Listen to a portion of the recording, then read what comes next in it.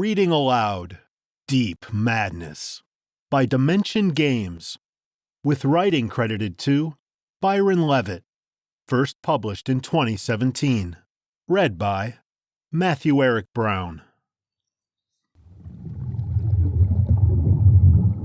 Welcome to Cadith.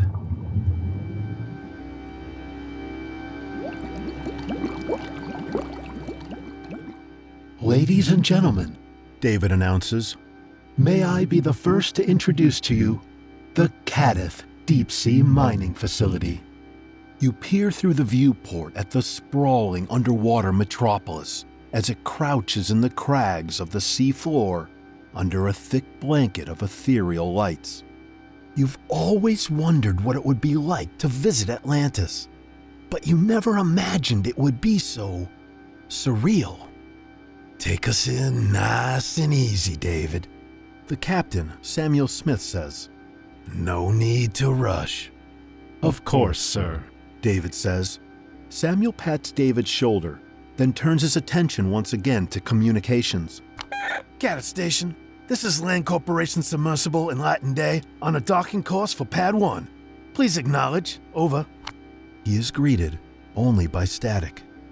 Feeling a presence to your right, you turn to see Randy Carter staring out at the Cyclopean facility beside you. She shivers. There's something kind of creepy about it, isn't there?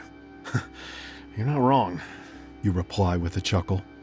Kadath Station, this is Submersible Enlightened Day on a docking course for Pad 1, Samuel says again. Please acknowledge. Over. The comm crackles.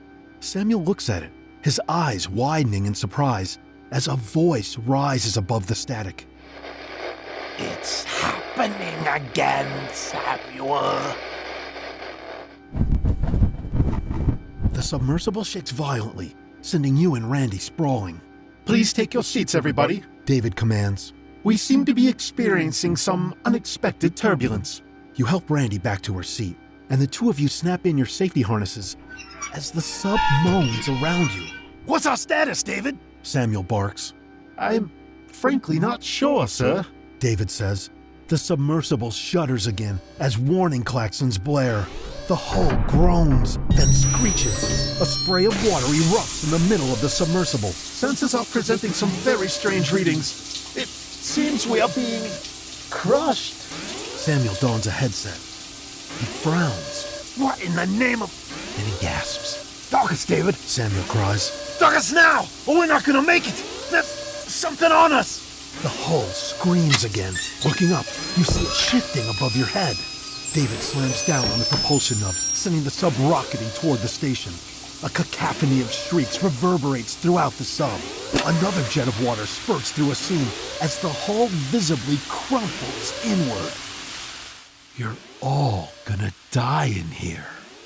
The submersible plows into the docking pad, spinning as metal is mangled and structures squeal. Something smacks into your head, and your world turns black. Game Overview. Deep Madness is a sci-fi horror board game that thrusts 1 to 6 players into the foreboding atmospheric corridors of the Cadith Deep-Sea Mining Facility. Players cooperate as a team of investigators braving the unknown and a mounting sense of dread to unravel the mysteries of the station and the inexplicable forces that are haunting it. What transpired to make the station's communications go dark? What were the miners doing at the bottom of the sea to cause this breakdown? And why are the corporate executives so keenly interested in whatever it was the station's crew discovered?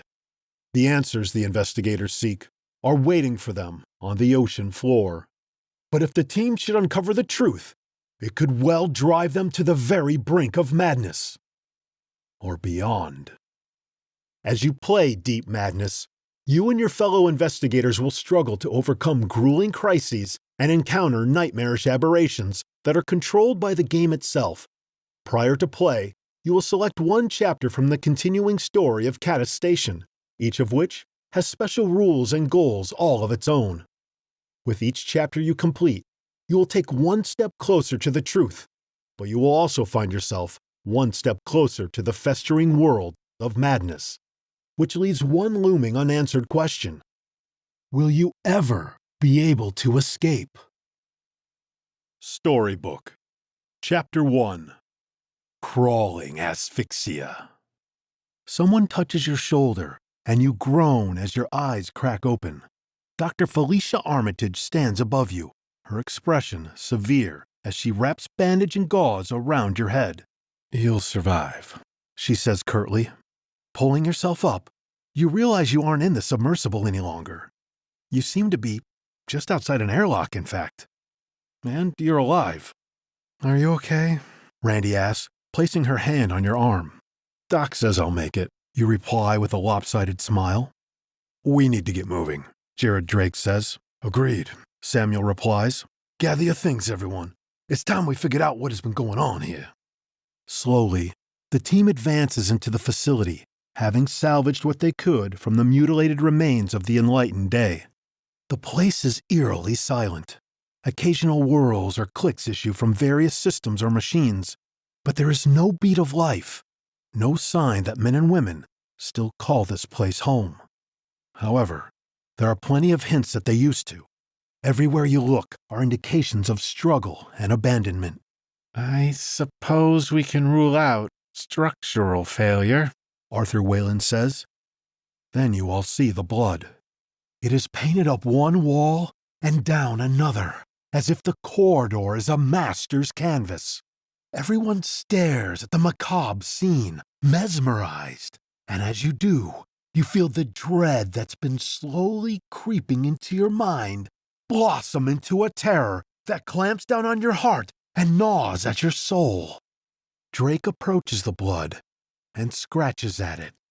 "It's been dry for quite a while," he says. "This party's over." Dr. Roman Asimov clears his throat. "I hate to disrupt everyone from this engrossing display," he says. "But has anyone else noticed that the air seems to be thinning?" Arthur turns to a console that is positioned along one wall of the corridor and powers it on. He cycles through to environmental settings. "He's right," Arthur says. "Oxygen levels are dropping rapidly." Samuel takes a deep breath. "All right, people. Going back's not an option. So let's figure out what happened here and find a way to fix the oxygen bleed before we all suffocate. All in favor?" Closing your eyes, you nod. "Let's do it." It's probably just the tension getting to you, but you can't help but wonder why you see the image of a green swirling sphere pulsing behind your eyelids. Chapter Overview. You and your fellow investigators are trapped in an oxygen-starved section of the Cadith facility. You have two objectives: try to discover what happened to the station, and find a way to restore the oxygen before your whole team suffocates. There is one room that contains a console where you can reroute the oxygen and save your lives, but you can only find it after collecting all the necessary clues, and some of those are in extremely hazardous locations. What happened to the people in this place? And what was that banging, scratching sound down the corridor? You're about to find out.